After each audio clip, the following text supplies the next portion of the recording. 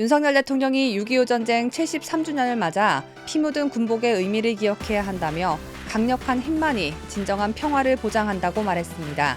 반면 야당은 북한의 계속되는 도발에도 불구하고 대화를 강조했고 문재인 또한 도무지 이해할 수 없는 발언으로 잠자코 있지 않는 모습을 보여줬습니다.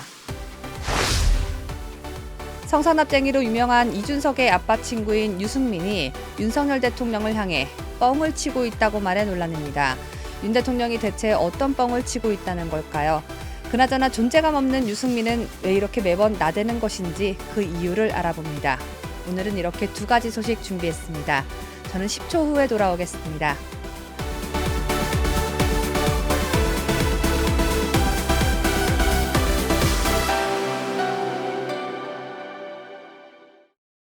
전 세계 각국에서 애청해주고 계시는 75만 명의 구독자 여러분 안녕하십니까?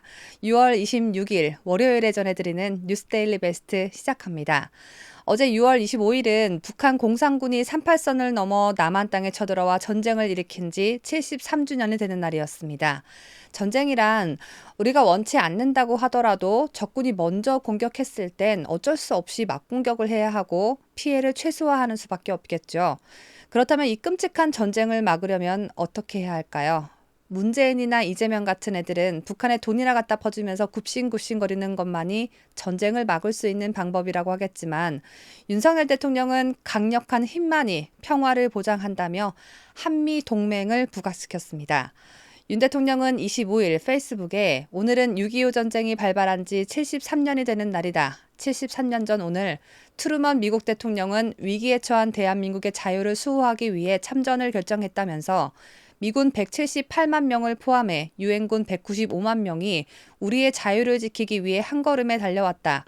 3년여간 이어진 전쟁에서 62만 명의 국군과 13만 명의 미군을 포함한 15만 명의 유엔군이 전사, 실종, 부상 등의 피해를 입었다고 밝혔습니다. 이어 우리는 참전 용사들과 그 가족들이 흘린 피와 눈물을 결코 잊어서는 안 된다며 공산 세력의 침략에 온몸으로 맞서 싸워 자유를 지켜낸 영웅들의 희생이 헛되지 않도록 자유 대한민국을 더욱 굳건히 수호하고 세계 시민의 자유와 번영에 기여할 것이라고 역설했습니다. 윤 대통령은 이날 오후 김건희 여사와 함께 대한민국 역사박물관을 방문해 한미동맹 70주년 특별전을 관람했습니다. 대통령실은 73년 전 오늘 한미 양국은 대한민국의 자유를 수호하기 위해서 공산 세력에 맞서 함께 싸웠으며 6.25 전쟁 직후 1953년 한미 상호 방위 조약 체결을 통해 새로운 동맹의 시대를 열었다며 윤 대통령 부부는 한미 동맹의 과거, 현재, 미래를 대표하는 이들과 함께 한미동맹 70주년 특별전을 관람하며 그 역사적 의미를 되돌아보는 시간을 가졌다고 설명했습니다. 여당인 국민의힘 또한 북한군의 기습 남침 사실을 되새기면서 힘에 의한 평화를 강조했습니다. 하지만 더불어민주당은 윤석열 정부 때문에 한반도 긴장이 고조되고 있다면서 6.25 전쟁 73주년이 되는 날에도 대립각을 세우며 비판했습니다. 먼저 김기현 국민의힘 대표는 이날 페이스북에 73년 전 오늘 소련과 중국의 전폭적 지원 아래 북한 공산군이 대한민국을 기습 침략했던 새벽을 반추해 본다면서 아직도 철없게도 북한과 소련에게 도발 책임이 있다는 엄연한 사실을 부인하는 세력이 있다고 했습니다. 그러면서 지난 문재인 정부를 향해 종속적이고 굴욕적인 대북 관계였다고 꼬집었습니다. 반면 더불어민주당은 박성준 대변인 논평에서 북한은 고립을 자초하고 있다. 미사일 발사 등 도발을 중단하고 한반도 평화를 위한 대화에 나서야 할 것이라면서도 윤석열 정부를 겨냥해 한반도의 군사적 긴장감을 높이는 데 동조하고 있다고 비난했습니다. 박성준 대변인은 그러면서 한반도 평화를 위한 길에 진영이 따로 있을 수 없다며 남북 대화를 요구했습니다.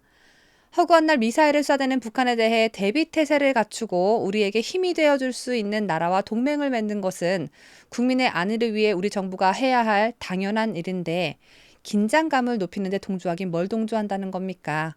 긴장감을 높이는 건 바로 민주당 니네 정부였다는 사실을 본인들만 모르고 있나 봅니다. 김정은이 원하는 거 다 들어주고 퍼다주고 그래서 핵실험을 더 열심히 하게 만들고 미사일 또한 더 많이 쏘다면서 우리 측에 더 많은 것을 요구하게 되고 니들 정부가 한 그 짓이 바로 긴장감을 더 높일 수밖에 없도록 자처한 것입니다. 양산에서 책방을 운영하고 있는 김정숙 남편 또한 조용히 찌그러져 있지 않고 한마디 했더군요. 문재인은 25일 페이스북에 73주년 6.25 참혹했던 동족 상잔의 정쟁을 기념하는 이유는 비극의 역사를 뼈저리게 교훈 삼기 위한 것이다. 이 땅에 다시는 전쟁이 없어야 한다는 결의라고 적었습니다. 문재인은 그러면서 책방 사장님답게 책 한 권을 추천했는데 문재인이 추천한 책은 KBS 다큐 인사이트 제작팀이 쓴 1950 미중 전쟁입니다. 문재인은 이 책을 추천하면서 지정학적 조건을 유리하도록 만들어가는 것이야말로 가장 중요한 국가안보 전략이라고 귀신 신나라 까먹는 소리를 했습니다. 헛소리 전문가 같은 문재인은 한국전쟁에 작용한 국제적인 힘이 바로 대한민국의 숙명 같은 지정학적 조건이다. 이 지정학적 조건을 우리에게 유리하게 만들어가는 것이야말로 가장 중요한 국가안보 전략일 것이라고 강조했습니다. 지정학이 정확히 뭔지 어려워하시는 시청자 여러분을 위해 간략히 설명해드리자면 지정학은 지리적 조건과 경제가 국가 간의 정치와 상호관계에 어떻게 영향을 주는지를 탐구하는 학문입니다. 그래서 말인데요. 문제는 우리 대한민국이 북한보다 경제적으로 우월한 점을 이용해 북한을 그렇게나 열심히 마구마구 도와주는 전략을 썼나 봅니다. 또 무엇보다 문재인 주장을 가장 심각하게 받아들여야 하는 부분은 6.25 전쟁이 미중 대리전이라고 함으로써 마치 전쟁에 대한 책임 일부가 미국에 있다는 식으로 말한 것입니다. 동시에 먼저 쳐들어온 북한의 책임은 절대 묻지 않으려 애를 쓰는 모습이죠. 참 눈물 없이는 못 봐줄 정도인데요. 중국 공산당 또한 6.25 전쟁은 항미 원조 전쟁이라고 변함없는 주장을 펼치고 있는데 문재인이 마치 중국의 수석 대변인으로 취직한 건 아닌지 의심될 정도입니다. 말이 좀 일맥상통하죠. 그리고 문재인은 역시 대한민국 대통령이 아니었음을 스스로 자인했다고 저는 평가하고 싶습니다.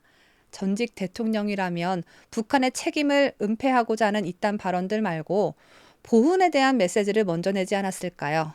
이래서 제가 지난 5년간 뉴스를 진행하면서 문재인 이름 석자 뒤에 대통령이라는 호칭을 단 한 번도 붙이지 않은 겁니다. 다음으로 전해드릴 소식은 문재인과 정치 성향이 좀 비슷한 것 같은 유승민 소식입니다.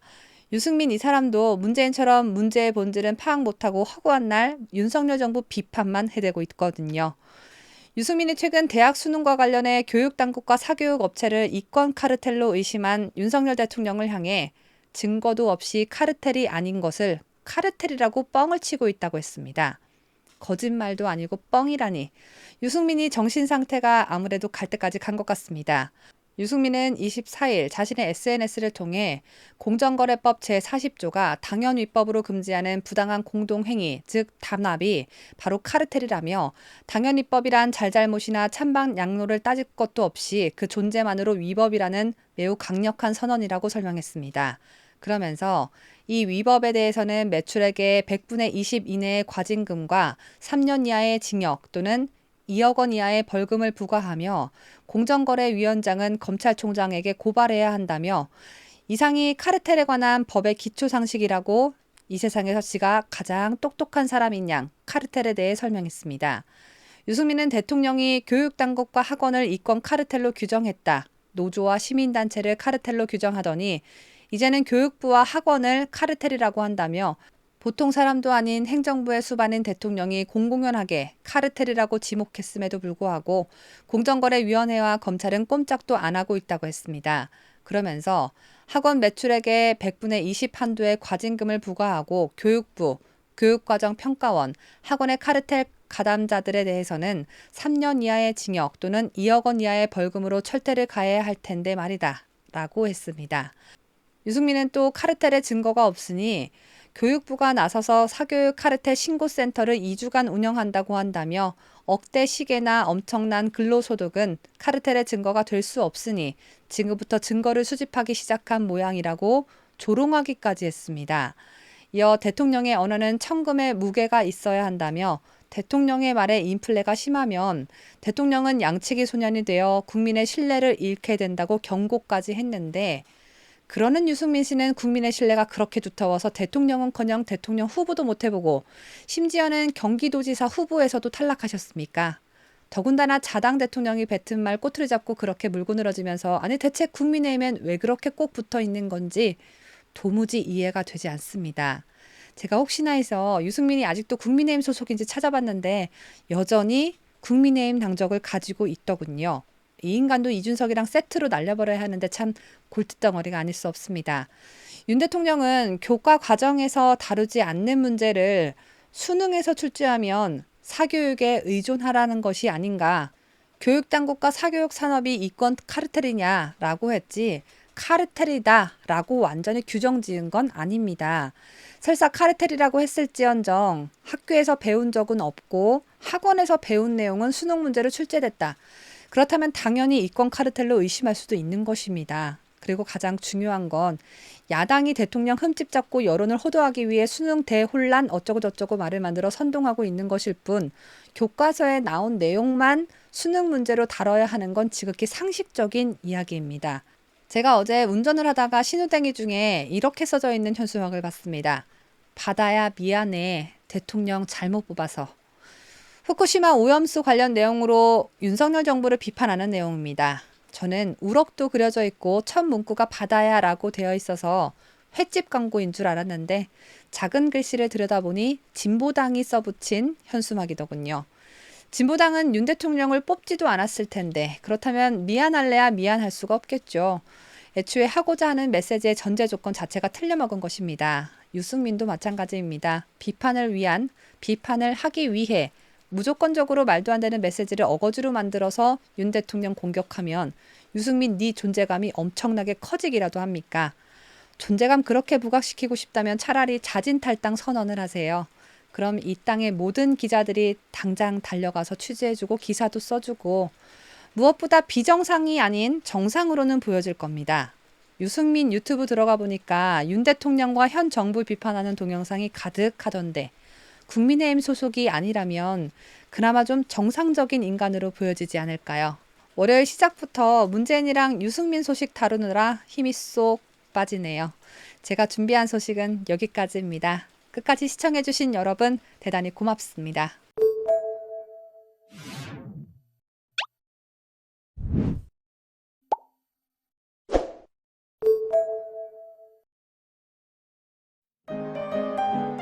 뉴스데일리 베스트는 구독자 여러분의 소중한 구독료를 운영합니다. 여러분의 자발적 구독료 참여를 기다립니다.